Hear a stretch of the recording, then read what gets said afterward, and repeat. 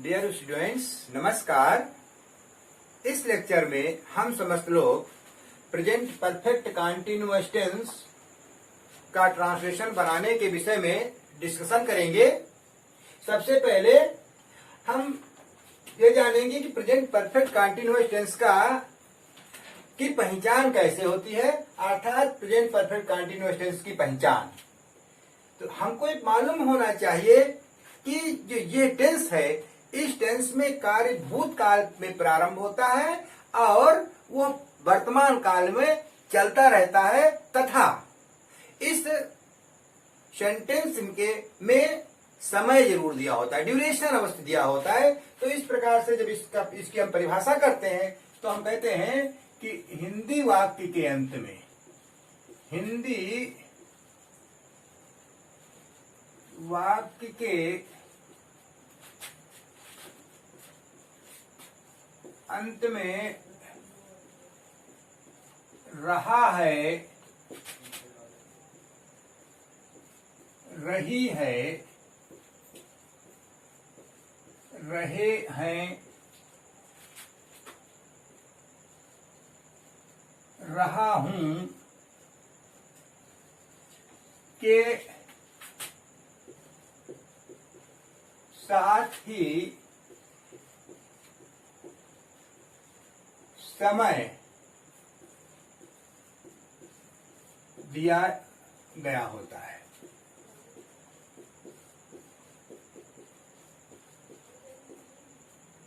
व्यवहारिक तौर पर हमें समझ लेना चाहिए कि जब ऐसा वाक्य आएगा तो उसमें रहा है आएगा, रही है आएगा, या रहा हूं आएगा और समय होगा। जैसे मैं 1 घंटे से वीडियो बना रहा हूं आया और समय 1 घंटा आया। तुम जुलाई से विद्यालय नहीं जा रहे हो और उधर जुलाई समय दिया है। तो इस प्रकार से हमने देखा कि वाक्य के अंत में रहा, रही, रहे आया है और समय ड्यूरेशन दिया गया है। तो ठीक इसकी पहचान जो हिंदी वाक्य होगा उसके अंत में यह बात अवश्य अनिवार्य रूप से लिखी होगी। तो इस बात को देख करके आप पहचान लीजिए कि हमारा sentence present perfect continuous tense है।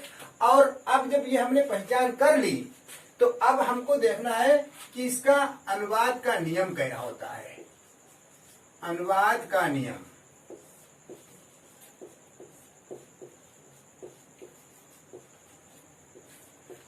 अब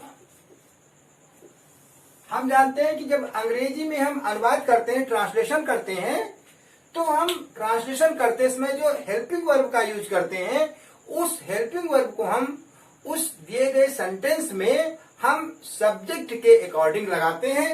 अर्थात इस टेंस में जो पहली बात होती है वो है ही, सी, इट अथवा कर्ता।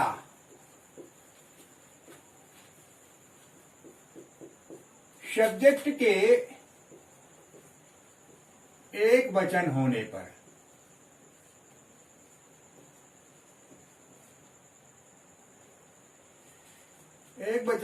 पर सब्जेक्ट के बाद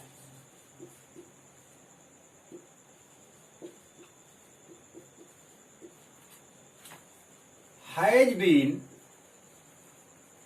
तथा सब्जेक्ट के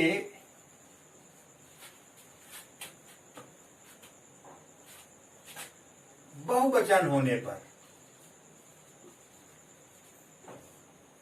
बहुवचन यानी प्लूरल नंबर,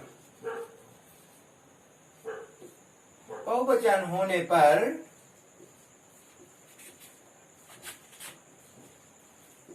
हैव बीन का प्रयोग करते हैं।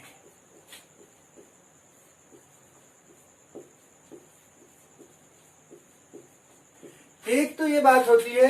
दूसरी बात इसमें मैंने बताया था कि समय आया है, तो समय आने के लिए यदि निश्चित समय होने पर,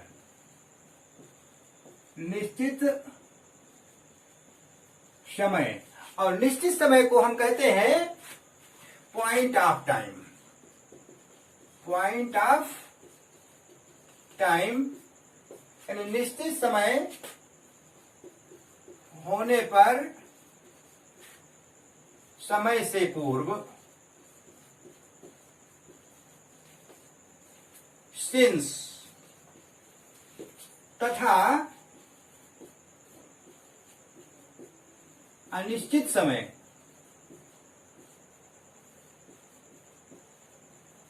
और अनिश्चित समय अर्थात पीरियड ऑफ टाइम।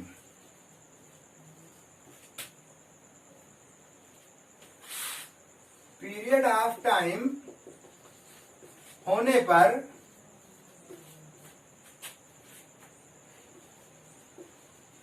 समय से पूर्व फॉर का प्रयोग करते हैं।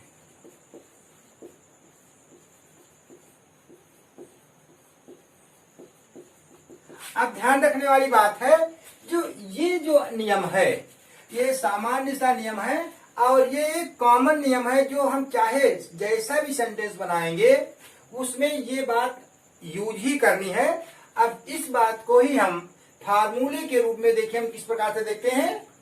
तो सबसे पहले हम लेते हैं subject. Subject plus has been, अर्थात if subject is given in singular number then has been, and if subject is given in plural number then have been। यानी एक वचन सब्जेक्ट होने पर has been, बहुवचन का सब्जेक्ट आने पर have been, plus verb first धन ing, यानी फर्स्ट फॉर्म लिखेंगे और उसमें ing फॉर्म जोड़ देंगे, प्लस ऑब्जेक्ट लिख देते हैं और ऑब्जेक्ट के बाद में वो जैसा मैंने बताया कि समय आता है, अर्थात यदि निश्चित समय होता है तो सिंस लिख देते हैं और यदि अनिश्चित समय होता है तो हम फॉर लिख देते हैं और उसके बाद में टाइम लिखते हैं। अब इस प्रकार से हमारे सामने ये फार्मूला कंप्लीट हो गया। ये फार्मूला तैयार हुआ। इस फार्मूले के आधार पर ही हम जो हमारा असर्टिव सेंटेंस होता है, असर्टिव सेंटेंस का अनुवाद बना लेते हैं।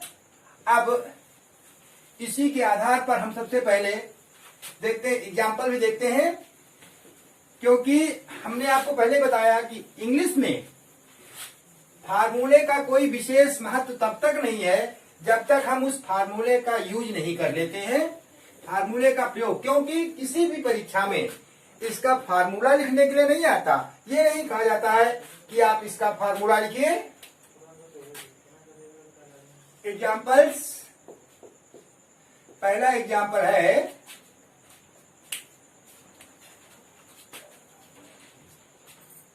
लड़के 2 घंटे से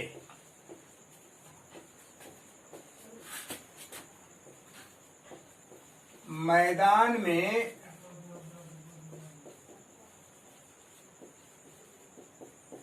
फुटबॉल खेल रहे हैं।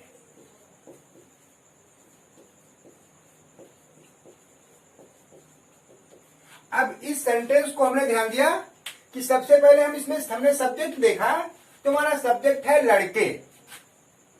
अब लड़के हमारा प्लूरल नंबर में है, इसलिए हमने लड़कों के लिए लिख दिया द बॉयज। अब ये हमारा प्लूरल है, इसलिए मैंने पहले बताया यहाँ पर सब्जेक्ट देखिए, जब प्लूरल होगा तो हैव बीन लिखा हुआ है, तो हम लिखेंगे द बॉयज हैव बीन। फिर उसके बाद में लिखा है वर्ब फर्स्ट प्लस आईएनजी, तो यहाँ पर वर्ब है खेलना। खेलने की फर्स्ट फॉर्म खेलना प्ले होती है, और जब इसमें हम आईएनजी फॉर्म जोड़ेंगे तो हम कहेंगे हैव बीन प्लेइंग।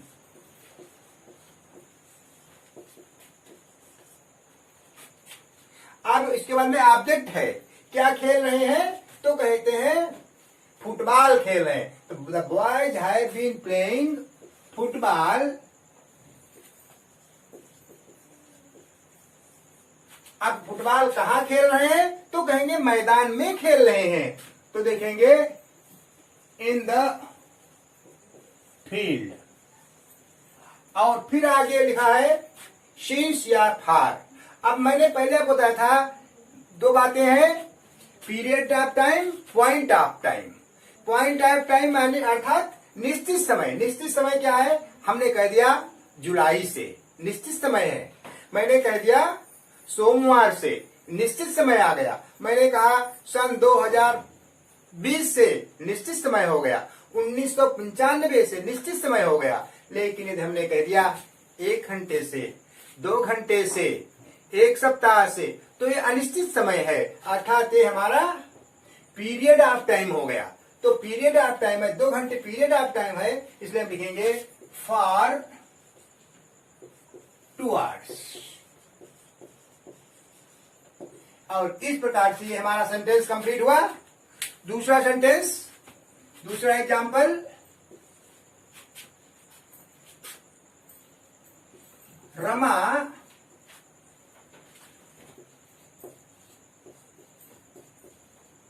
जुलाई से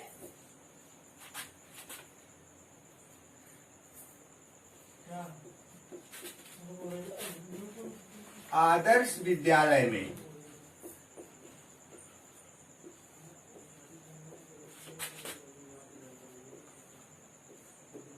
पढ़ रही है। अब जब इस सेंटेंस का अनुवाद बनाएंगे तो हमने देखा कि यहां पर सब्जेक्ट रमा है, तो हम लिखेंगे रमा। अब रमा यहां पर बॉयज हैव बीन आया था, यहां रमा हमारा सिंगुलर नंबर में, तो लिखेंगे रमा हैज बीन। अब रमा हैज बीन वर्ब आया पढ़ना, Rama has been reading. Rama has been reading in Adarsh Vidyalaya. आप कहता है जुलाई से, तो लिखेंगे सिंस जुलाई। इस प्रकार से हमने देखा कि ये असर्टिव सेंटेंस के एग्जाम्पल कंप्लीट हुए। और असर्टिव के सेंटेंस के बाद में हमारा जो अगला आता है वो है निगेटिव सेंटेंस, यानी प्रेजेंट परफेक्ट कंटीन्यूअस टेंस का निगेटिव सेंटेंस। जैसा कि हमने बता दिया था पहले ही, निगेटिव अर्थात नकारात्मक वाक्य, ऐसे वाक्य जिसमें नॉट आता है वो हमारा निगेटिव सेंटेंस होता है। इसके लिए भी सीधे सीधे formula, first of all subject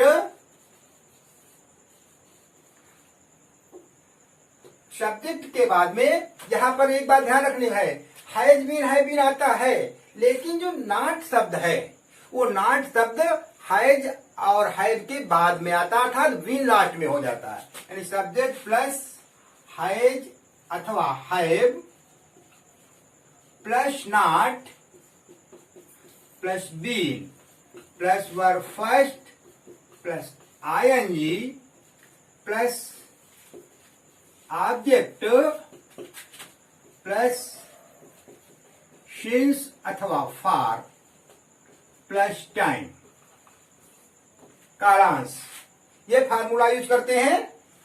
अब इस फार्मूले को भी मैंने आपकी सुविधा के लिए, आपकी समझने के लिए रेक्टेंगल में इसको भी मैंने बंद कर दिया। अब इस सेंटेंस, इस फार्मूले के आधार पर एग्जांपल्स पुनः देखिए। अब इसमें कुछ नहीं करना है, जैसे इस पूरी ऊपर वाले सेंटेंस में हमने अभी आपके लिखा था हैज बीन, यानी हैव बीन, उसी प्रकार से इसमें भी वही बात आएगी, केवल बीच में नॉट आएगा। इसका एग्जांपल देखिए। पहला एग्जांपल है मोहन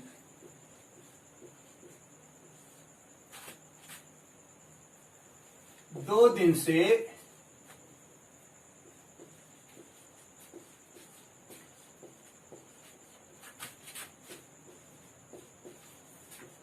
विद्यालय नहीं आ रहा है।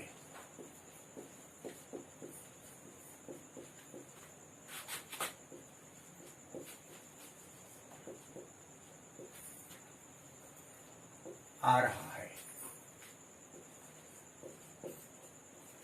अब जब हम इस सेंटेंस का अनुवाद बनाएंगे तो इसमें नहीं आया है अर्थात हमारा निगेटिव सेंटेंस है और सब्जेक्ट हमारा मोहन है। मोहन सिंगुलर नंबर में है, इसलिए Mohan has not been coming.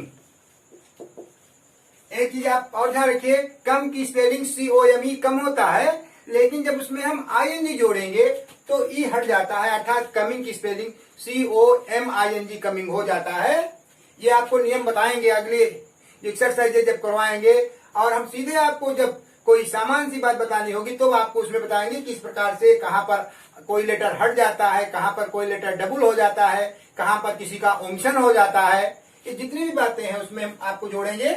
तो इसका अनुवाद हो गया, Mohan has not been coming to school.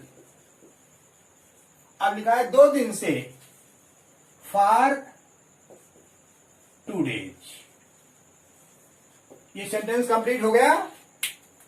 Sentence number 2,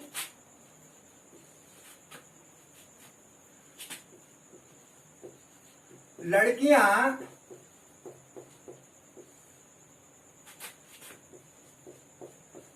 प्रातः काल से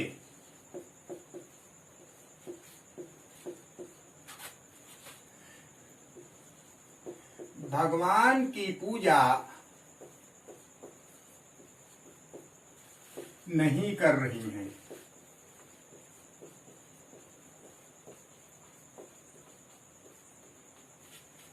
अब जब इसका अनुवाद बनाएंगे तो पुनः वही बात, सब्जेक्ट हमारा लड़कियां है तो लिखेंगे the girls have not been worshipping. Worship means पूजा करना, वर्शिपिंग पूजा कर रही है। The girls have not been worshipping God. अब है प्रातः काल से तो लिखेंगे सिंस मॉर्निंग।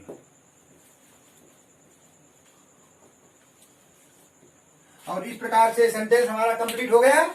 और इस सेंटेंस के कंप्लीट होने के बाद में असर्टिव सेंटेंस आपका पूरा हो रहा है।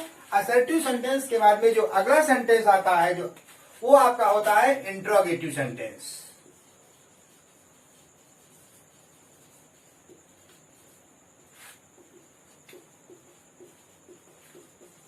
अब इस इंट्रोगेटिव सेंटेंस में जैसा कि पहले हमने आपको बता दिया था कि इंट्रोगेटिव 2 प्रकार के होते हैं। एक तो ऐसे सेंटेंस जिसमें क्या, क्यों, कहां, कब, कैसे बीच में आता है। एक वे होते हैं जिसमें क्या वाक्य के बीच, क्या वाक्य के पूर्व में आता है, पूर्व में आने पर। जब क्या वाक्य के पूर्व में आता है तो सबसे पहले हैज अथवा है plus subject plus being, verb first plus ING plus object plus since अथवा फॉर प्लस टाइम।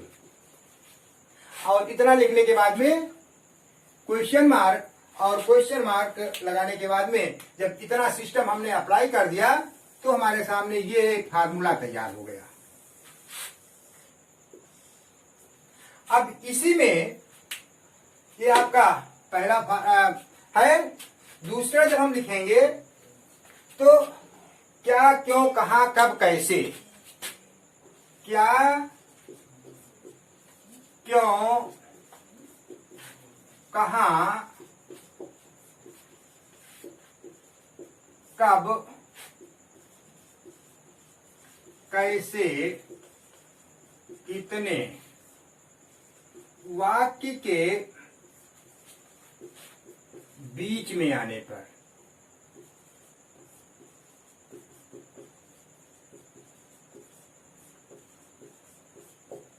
यानी जब वाक्य के बीच में आता है तो सबसे पहले ये हमारे क्वेश्चन वर्ड है ना, तो सबसे पहले हम लिखेंगे क्वेश्चन वर्ड। यानी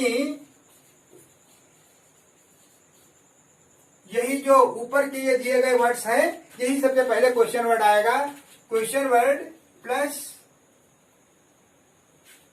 हैज अथवा have plus subject plus been plus verb first plus ING plus object since अथवा फॉर प्लस टाइम और एट लास्ट क्वेश्चन मार्क। इस प्रकार से हमारे सामने ये फार्मूला बन करके आया। अब इन दो फार्मूले के आधार पर हम इंट्रोगेटिव सेंटेंस का अनुवाद करेंगे। सबसे पहले क्या पहले लिखा, यदि क्या आता है तो हम अनुवाद कैसे बनाते हैं, अर्थात वो सेंटेंस हम आपके सामने लिख रहे हैं जिसमें क्या वाक्य के पहले आता है।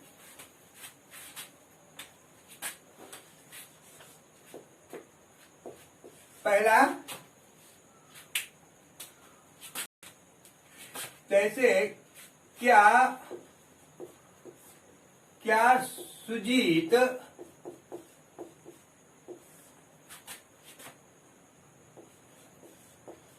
तीन दिन से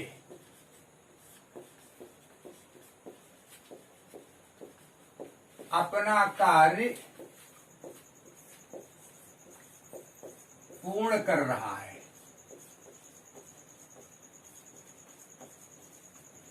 अब इस सेंटेंस में हमने देखा क्या पहले आया, फिर सब्जेक्ट आया, उसके बाद में अन्य बातें आ रही हैं। तो इस प्रकार से जब इस सेंटेंस का अनुवाद बनाएंगे तो सुजीत, ये हमारा सब्जेक्ट है एक वचन में, इसलिए सबसे पहले हैज सुजीत बीन, पूरा करना, कंप्लीट मीन्स पूरा करना, has Sujit been completing his work. अब आगे लिखा है 3 दिन से, फॉर 3 days। ये हमारा सेंटेंस कंप्लीट हो गया। दूसरा सेंटेंस है क्या विद्यार्थी सुबह से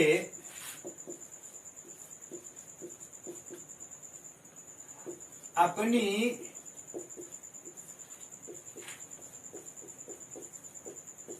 किताब पढ़ रहे हैं।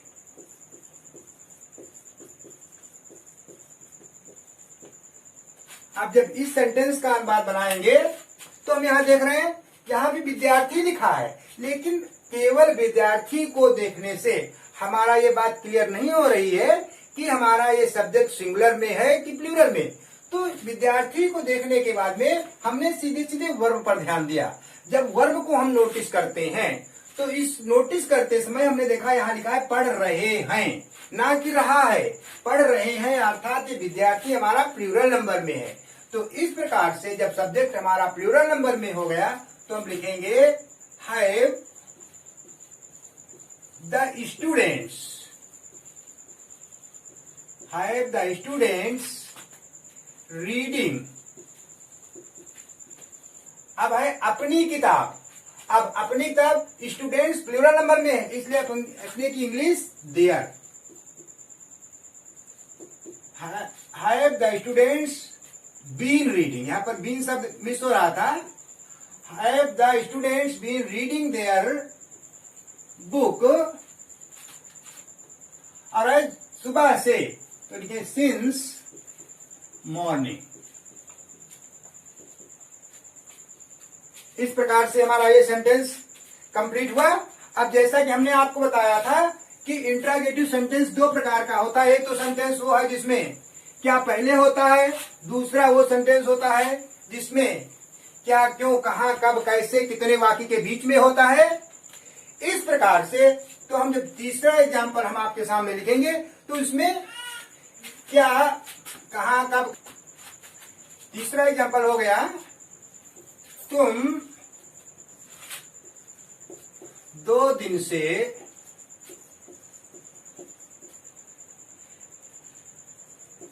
यहां क्या कर रहे हो।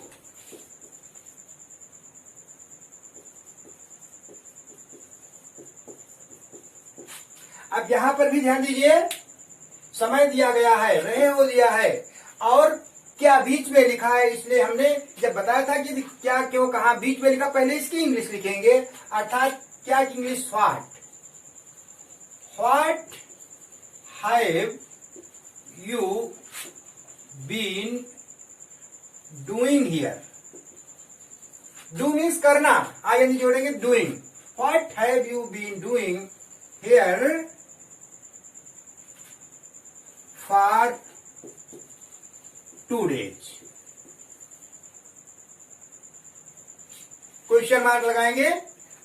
अगला सेंटेंस, सेंटेंस नंबर 4। देखिए सेंटेंस नंबर 4 थोड़ा नियम से कुछ हट करके होगा।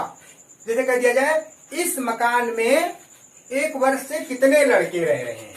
सेंटेंस है, इस मकान में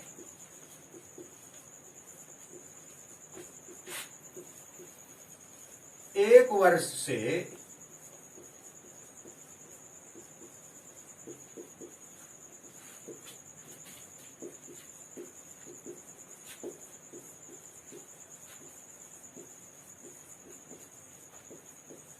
थोड़ा जो मैंने आपको फार्मूला लिखा था, उस फार्मूले से अब ये सेंटेंस इतर बन जाएगा। अब यहां पर कितने लड़के, तो पहले लिखेंगे हाउ मेनी। पुनः ध्यान दीजिए, हमने बताया था हाउ मेनी और हाउ मच का यूज बताया था। तो कितने लड़के, how many boys. How many boys, कितने लड़के, तो लिखेंगे how many boys have been living.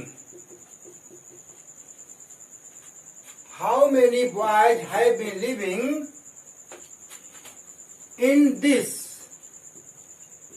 in this house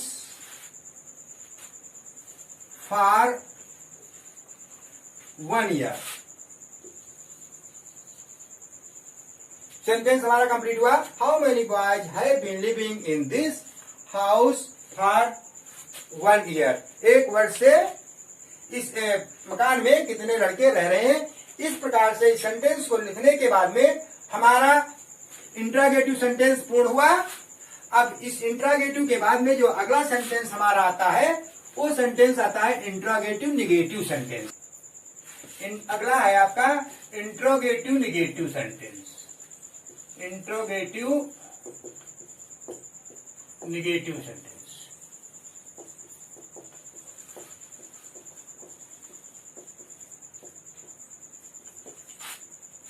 अब जैसा कि पुनः नाम से ही आपको लग रहा होगा कि प्रश्न भी होगा, क्या भी किया जाएगा और नहीं भी होगा, दोनों बातें इसमें ऐसे वाक्य में आती हैं।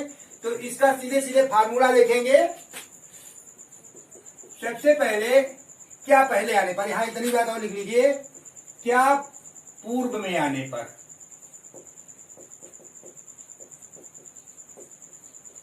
फार्मूला मेन है, इसलिए इसको किसी प्रकार से इसमें लिखने में या समझने में कंजूसी नहीं करनी है। हैज या have plus subject plus not plus been verb first धन आईएनजी प्लस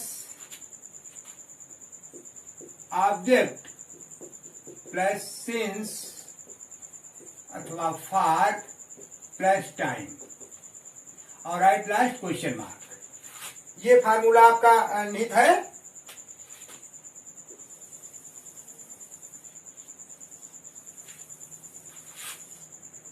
और जो दूसरा फार्मूला होगा वो दूसरे फार्मूले के अंतर्गत क्वेश्चन वर्ड वाक्य के बीच में आने पर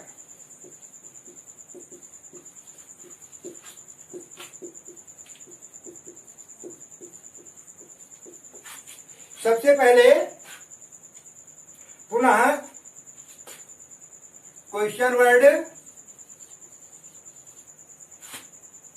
प्लस हैज और have plus subject plus not plus been plus verb first then ING plus object plus since या फॉर प्लस टाइम। और इस प्रकार से ये जब वाक्य के बीच में क्या क्यों कहा कब कैसे आया तो इस फार्मूले का हमने यूज किया। अब बस केवल इस पर दो एग्जाम्पल, जिसमें सबसे पहले क्या आया, ऐसा एग्जाम्पल है,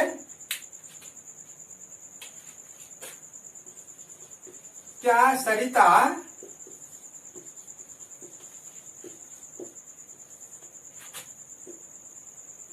एक सप्ताह से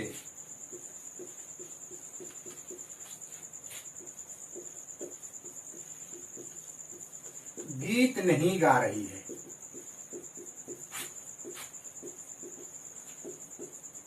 अब जब इस सेंटेंस का हम अनुवाद करेंगे तो हम लिखेंगे has Sarita not been singing the song. फिर आगे है एक सप्ताह से फॉर अ वीक। ये सेंटेंस हमारा कंप्लीट हो गया। अगला सेंटेंस,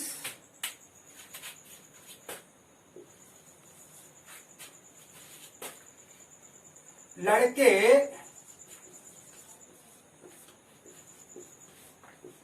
जुलाई से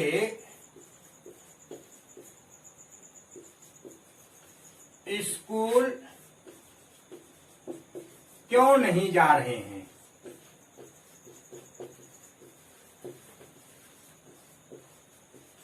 अब जब इस सेंटेंस का हम बात करेंगे तो क्यों पहले आया, अर्थात first of all why, subject यहां पर क्यों की नहीं, why have the boys not going to school. अब निश्चित समय है तो लिखेंगे सिंस जुलाई।